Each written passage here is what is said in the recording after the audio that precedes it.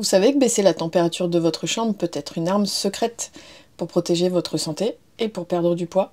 Juste comme ça, vous pouvez activer un mécanisme naturel pour brûler plus de calories. Je vous en dis plus? Bienvenue à toutes, moi je suis Ludivine, je suis spécialisée dans la perte de poids en périménopause. Sur cette chaîne, je vous parle évidemment de perte de poids, mais aussi de prévention santé et de solutions concrètes pour prendre soin de soi, même quand les hormones jouent au yo-yo. Aujourd'hui, je vais donc vous parler du sommeil et restez bien jusqu'à la fin parce que je vais vous donner des astuces concrètes. Et si je vous raconte tout ça, c'est pas par hasard, il y a une science derrière ça. Il y a une science derrière le froid et derrière l'étude de la graisse brune. Parce que oui, le corps possède de la graisse brune, comme il possède de la graisse blanche et même de la graisse beige. La différence, c'est que la graisse brune, on va pouvoir la brûler pour fabriquer de la chaleur. C'est son principal rôle, produire de la chaleur en brûlant des calories. Et ça, c'est pas un mythe, ça a été prouvé par des études, notamment par l'étude du NIH, que je vais vous expliquer. Dans cette étude, des hommes ont dormi pendant 1 mois dans une chambre qui était à une température de 19 degrés. Le résultat, ça a été une augmentation de 40% de leur graisse brune. Donc il faut bien comprendre qu'ils n'ont pas gagné de la graisse, mais qu'ils ont transformé la graisse blanche, qui est plus difficile à brûler, en graisse brune. Un autre résultat aussi, c'est qu'ils avaient une meilleure sensibilité à l'insuline. Et si vous suivez ma chaîne, vous savez à quel point l'insuline est importante dans le sujet de la perte de poids.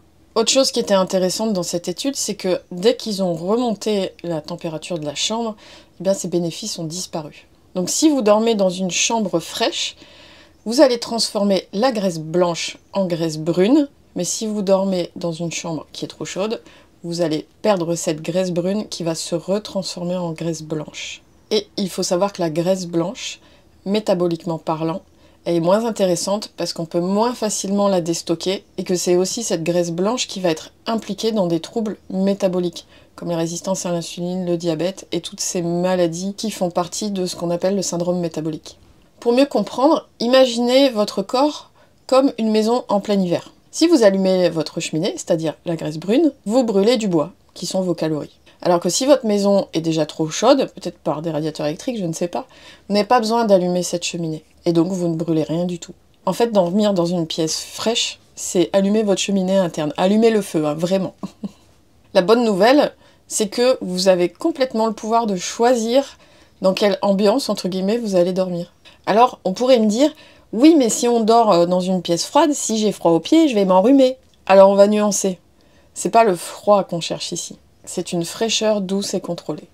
Je vous demande pas de dormir à -2. Je vous demande juste de dormir à 18.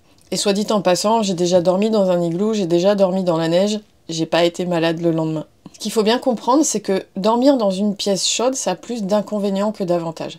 Le seul avantage que je vois, moi, c'est en fait quand on se lève, il fait pas trop froid. Quand on sort du lit, c'est plus facile. Mais en dehors de ça, pour le fonctionnement du corps en tout cas, il y a beaucoup plus d'inconvénients à dormir dans une pièce chaude. Et surtout quand on est en périménopause, c'est favoriser les bouffées de chaleur nocturnes et les sueurs nocturnes. Et ça, Dieu sait que c'est pas agréable. C'est avoir un mauvais sommeil, un sommeil plutôt agité, avoir des réveils nocturnes qui seront fréquents, avec ou sans bouffée de chaleur. C'est donc avoir une mauvaise récupération et c'est avoir un corps qui n'active pas ses mécanismes de régulation interne. Rappelons-nous d'où nous venons. Cro-Magnon, Néandertal, vous l'appelez comme vous voulez. Ils dormaient pas dans des chambres chauffées à 23, hein. Ils dormaient vraiment dans des environnements beaucoup plus frais. Et donc notre corps est adapté à ça. Il n'est pas du tout adapté pour dormir dans un appartement chauffé à 23 degrés toute l'année. Et on est bien d'accord qu'un peu de confort, ça fait de mal à personne et ça a bien sûr augmenté nos espérances de vie. Mais il ne faut pas tomber dans un extrême inverse et se rappeler qu'on est fait pour dormir au frais, tout simplement. Donc concrètement, comment on fait? C'est pas compliqué. Déjà, on baisse le thermostat du radiateur ou le thermostat général pour faire en sorte de dormir dans une pièce qui se situe entre 16 et 18 degrés au niveau température. On utilise des draps respirants en privilégiant des matières comme le coton ou le lin. On porte des vêtements légers, hein, on oublie les combis intégrales là, en pilou-pilou qu'on met l'hiver. On privilégie des tenues confortables et légères, voire pas de tenue du tout. Après ça, c'est vous qui voyez. On pense toujours à bien ventiler la chambre pour éliminer l'air vicié. Hein. Le top, c'est d'aérer tous les matins en se levant. On aère une dizaine de minutes pendant qu'on est sous la douche. Et bien sûr, on fait tout ça progressivement. Si vous avez l'habitude de dormir à 25 degrés, passez pas à 16 d'un seul coup. Ça va faire un petit choc thermique qui va pas être agréable. Diminuez progressivement. Le bonus, surtout en hiver, c'est que vous allez faire des économies d'électricité. Et en été, évidemment qu'on fait pas toujours comme on veut. Si vous avez une clim, eh ben tant mieux. Si vous n'avez pas de clim, laissez les fenêtres ouvertes. Faites tout ce que vous pouvez pour avoir l'air le plus frais possible. Vous pouvez installer des ventilateurs, et même des ventilateurs maintenant dans lesquels on peut mettre des glaçons. Là, il y a des bacs à glaçons. Voilà, vraiment chercher un petit peu toutes les techniques pour rester au frais. Quand il fait très très chaud pendant les canicules, une bonne technique aussi, c'est de se mouiller les cheveux. Quand on a les cheveux longs, c'est d'autant plus efficace. Et surtout de dormir sur une serviette qui pourrait être humide. Une serviette en coton qui pourrait être humide. Voilà pour les petites astuces en été où évidemment ça va être moins évident.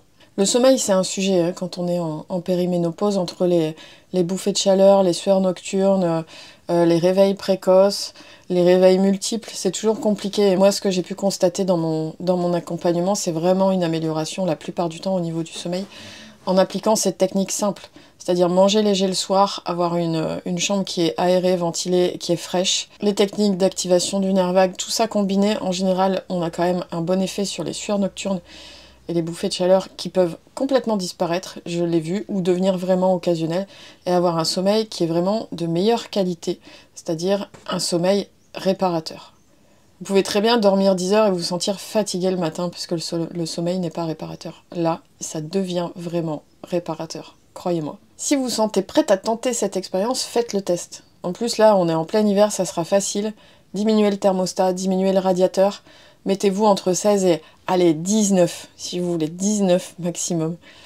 Et dites-moi dans les commentaires ce que vous en avez ressenti. Dites-moi comment votre corps a réagi. Et plus généralement, si cette vidéo vous a plu, n'hésitez pas à la liker, n'hésitez pas à la partager peut-être à quelqu'un qui en aurait besoin. N'hésitez pas à vous abonner et à activer la cloche aussi, comme ça vous ne raterez pas mes prochaines vidéos. Et puis un petit like, un abonnement, ça fait toujours plaisir et ça soutient mon travail. En tout cas, merci de m'avoir écouté, merci d'être resté jusqu'au bout. Et moi je vous dis à la semaine prochaine pour une prochaine vidéo. Et d'ici là, soyez douce avec vous-même.